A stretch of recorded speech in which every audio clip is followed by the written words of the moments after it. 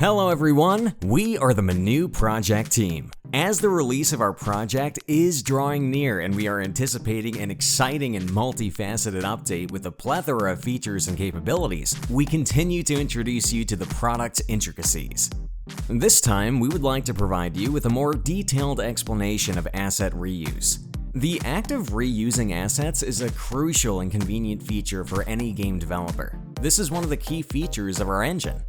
The user creates a prefab, and if it's designed and made correctly, it can come to life in any other game by our users through variable customization. You'll be able to modify and upgrade it according to your own preferences, replicating the mechanics of another project while adapting them to your game.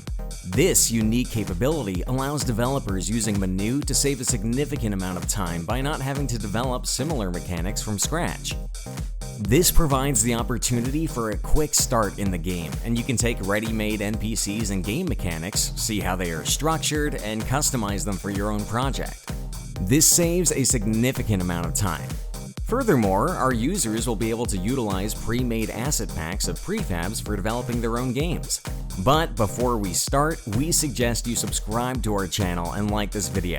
If your friends also dream of creating games or want to try their hand at being a developer, share the link to this video with them. We are confident it will be helpful for you.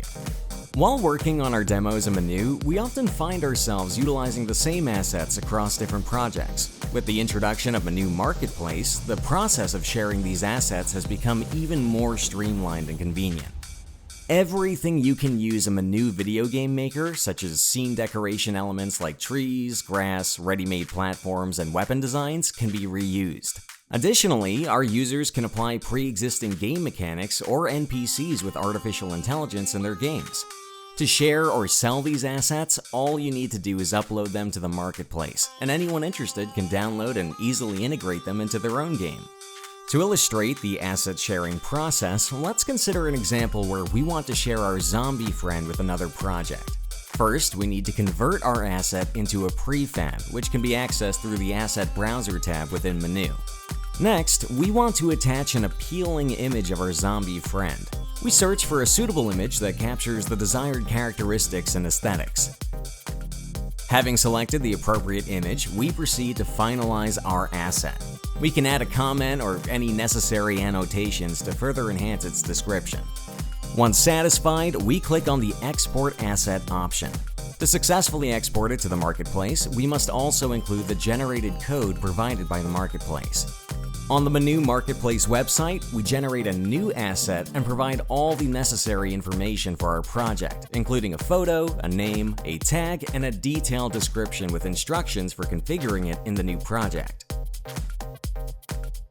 We then copy the code that is generated. Due to the user-friendly and intuitive interface, this process can be completed quickly. Returning to our project, we paste the previously copied code and proceed to click on the Export Asset button. The asset is then exported to the marketplace and will appear shortly after the export. Once the asset has been successfully exported and is now residing in the marketplace, we have various options at our disposal.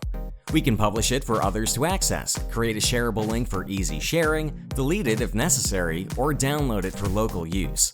To import the asset into a new project, we return to the Asset Browser and click on the Import function. We locate the file we previously downloaded and select the Place in Scene option.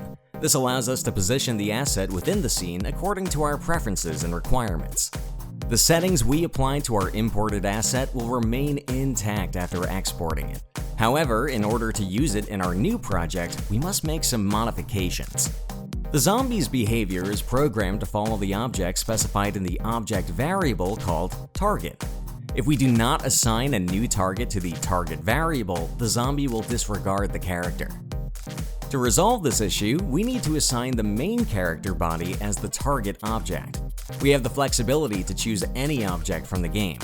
Now, the zombie will pursue the object assigned to the target variable, which in this case is the main character. Previously, the zombie was configured to avoid objects labeled with the border tag. Therefore, we need to manually assign the border tag to these objects in our level. We can duplicate a stone column, assign it some physical properties, and add the border tag to it. Currently, the zombie follows the character, but halts its movement upon detecting an object labeled with the border tag.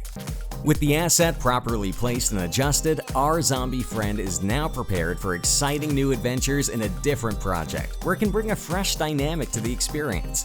Now, as you can see, our zombie was easily transferred to a completely different project and reused, which allowed us to save a lot of time instead of developing a new NPC from scratch. And with you was the Manu project team.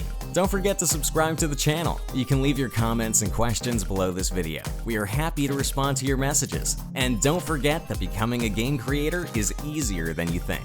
See you later.